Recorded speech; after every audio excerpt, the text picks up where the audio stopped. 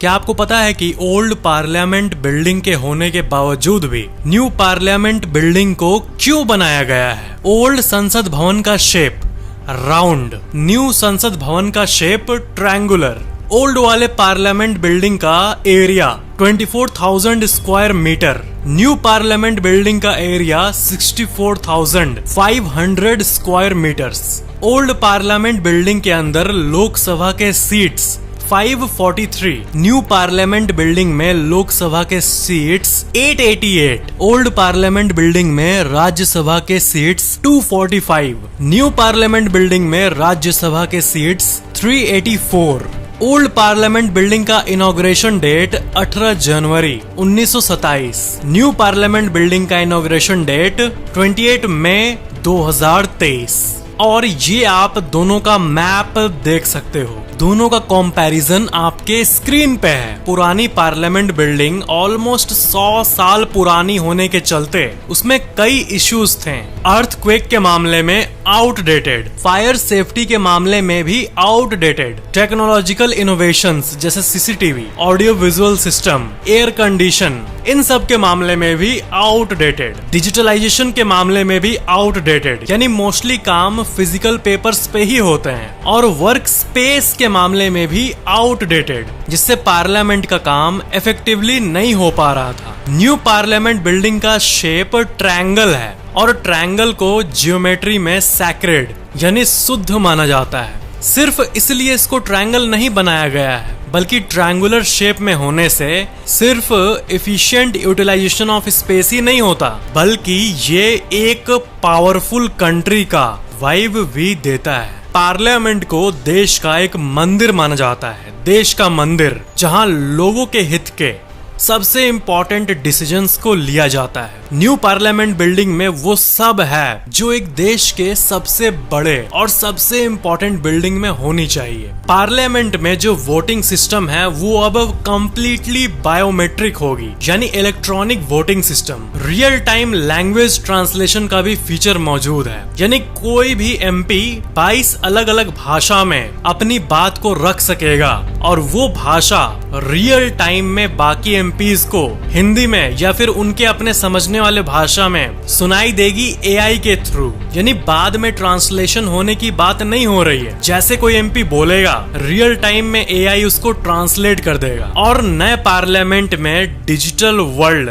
को भी इंट्रोड्यूस किया गया है, सारे कामों को पेपरलेस बनाने के लिए। सारे पेपर्स अब कंप्यूटर्स और टैबलेट्स में पीडीएफ फॉर्म में ही दिखाए जाएंगे, जो कि डिजिटल इंडिया के तरफ और एक कदम है। ये new parliament building earthquake proof technology से भी बनाया गया है। आपको ये भी पता होना चाहिए कि इंडिया में कंटिन्यूअसली ये सेंट्रल विस्टा रीडेवलपमेंट प्रोजेक्ट चल रहा है, जिसका मतलब ये है कि पूरे भारत के मैप में जो सबसे इम्पोर्टेंट एरिया है, जिसे एनसीआर माना जाता है, जो कि देश का छवि है एक तरह से, जो ये नेशनल एडमिनिस्ट्रेशन एरिया है 3 किलोमीटर का, यानी राष्ट्रपति भवन से लेकर इंडिया गेट तक, इस एरिया को पूरी तरह से रीडेवलप करने की प्लानिंग की गई थी साल 2019 में, जिसमें से न्यू पार्लियामेंट बिल्डिंग बन चुका है। न्यू ऑफिसेस भी बनने हैं प्राइम मिनिस्टर और वाइस प्रेसिडेंट के लिए, और बहुत सारे गवर्नमेंट ऑफिसेस को एक नया शेप मिलने वाला है, जिससे कि इंडिया की जो पूरी इमेज है वर्ल्ड में वो किसी भी और कंट्री से कम ना हो।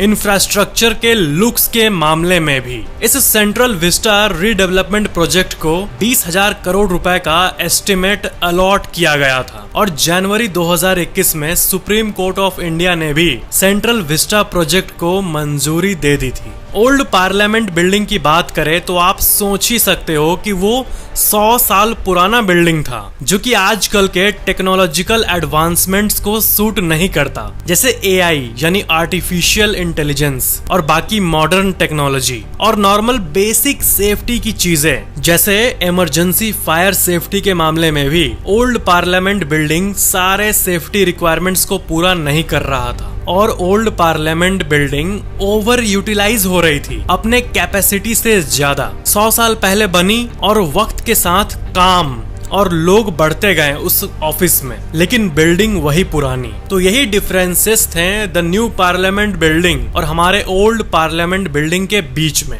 और यही रीजन था कि न्यू पार्लियामेंट बिल्डिंग को बनाया गया। बढ़ते हैं नेक्स्ट इंफॉर्मेशनल फैक्ट की तरफ। क्या आपको पता है कि नॉर्वे में एक चीज स्लाइसर निकला था 1925 में, चीज को ऐसे काटने वाला, और ये वर्ल्ड के सबसे हेटेड प्रोडक्ट्स में से एक है। आप लिटरली ये मानो कि इससे ज्यादा कोई प्रोडक्ट हेटेड नहीं है। और जब ये रिलीज हुआ तो ये इतना यूजलेस लगा लोगों को कि पूरे देश में कई जगह पर स्पेशल गार्बेज बिन्स को लोगों ने इंस्टॉल किया और उस पे लिखा थ्रो योर चीज स्लाइसर हियर, अपने चीज स्लाइसर को स्पेशली यहीं पर फेंकना। इतना हेटेड। क्या आपको पता है कि अगर आपके एरिया में बारिश होने वाली है तो उसे सुपर कंप्यूटर डिटेक्ट करे या ना करे, लेकिन 150 मील दूर से भी एलिफेंट्स जो हैं वो डिटेक्ट कर सकते हैं। इसके बारे में आप कई साइंटिफिक आर्टिकल्स को देख सकते हो। जो ईयर होता है वो बहुत ही ज्यादा बड़ा होता है। ये तो आपने नोटिस किया ही होगा कि बाकी ऑर्गेनिजम्स के कंपैरिजन में इसका जो कान होता है वो कुछ ज्यादा ही बड़ा होता है। तो जो एलिफेंट्स का ईयर कैनल्स होता है, यानी उनके अंदर कान का सिस्टम, उनसे वो एक्चुअली में ऐसे कई साउंड्स को सुन सकते हैं जो कि हम ह्यूमंस कभी भी डिटेक्ट नहीं कर सकते हैं।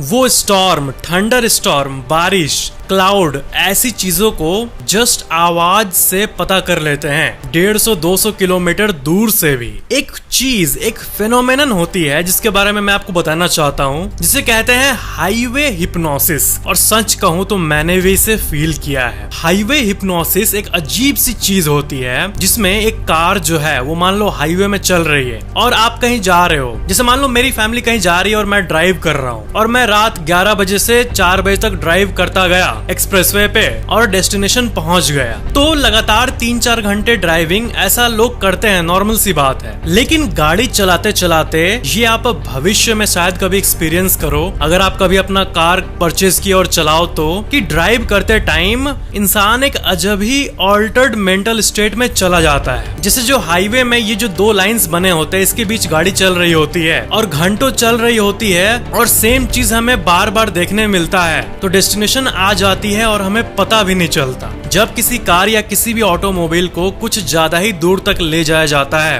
तब जनरली ड्राइवर्स या लोग इस चीज को एक्सपीरियंस करते हैं। ऐसा बहुत रेयरली होता है, लेकिन जब ये हिप्नोसिस होता है तो इंसान को पता भी नहीं लगता। मान लो किसी एक्सीडेंट में किसी इंसान का दोनों हाथ कट जाए, वो इंसान बच जाता है लेकिन दोनों हाथ चले जाते हैं, तो नया हाथ तो आ नहीं सकता।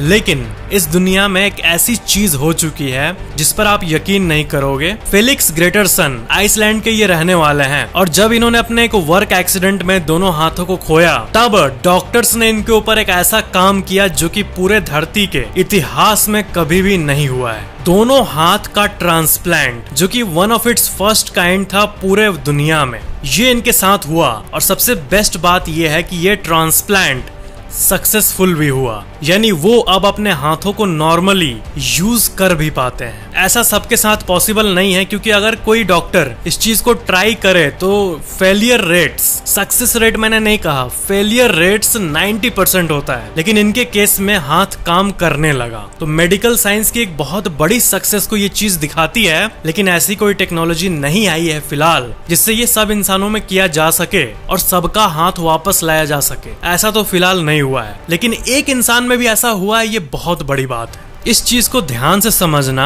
कि एक एवरेज इंसान के जितने भी सर्वेज हुए हैं उसमें ये पता चला है कि नॉर्मली एक इंसान का 8 से 9 क्लोज फ्रेंड होता है। फ्रेंड होते हैं 20 से 30, उसमें से क्लोज 8 से 9 होता है और उसमें से 3 से 4 के साथ बॉन्डिंग होता है, यानी रेगुलर बातचीत। और बेस्ट फ्रेंड तो ऑफ कोर्स एक ही होता है। लेकिन बात यह है कि इस अर्थ पे ऑलमोस्ट 8 बिलियन लोग हैं, 800 करोड़ लोग, लेकिन 10 से भी ज्यादा लोगों से एक डीप बॉन्डिंग एक सिंगल इंसान नहीं कर पाता है ठीक से। तो ये हमारे सोसाइटी के एक बहुत ही अजीब सी चीज को दिखाता है कि इतने करोड़ों लोग होने के बावजूद भी एक इंसान के 10 क्लोज फ्रेंड भी आजकल के टाइम पे नहीं होते। उतने के लिए भी लोग स्ट्रगल करते हैं। लेकिन मैं अपने आप को लकी मानता हूँ, क्योंकि आप लोगों में से जितने लोग उस सब्सक्राइब बटन को दबाए हो मेरे वीडियोस को देख के, यानी आपको अच्छा लगा मेरा वीडियो, तो मैं तो 1.5 करोड़ लोगों को अपना फ्रेंड मानता हूँ। तो ये थे आज के फैक्ट्स। बस वीडियो को लाइक जरूर करना और नीचे कमेंट जरूर करना और चैनल को सब्सक्राइब करके बेल आइकन पे क्लिक करके ऑल पे जरूर क्लिक कर लेना। और स्क्रीन पे आपके सामने और भी बहुत सारे वीडियोस हैं जिन्हें आप देख सकते हो।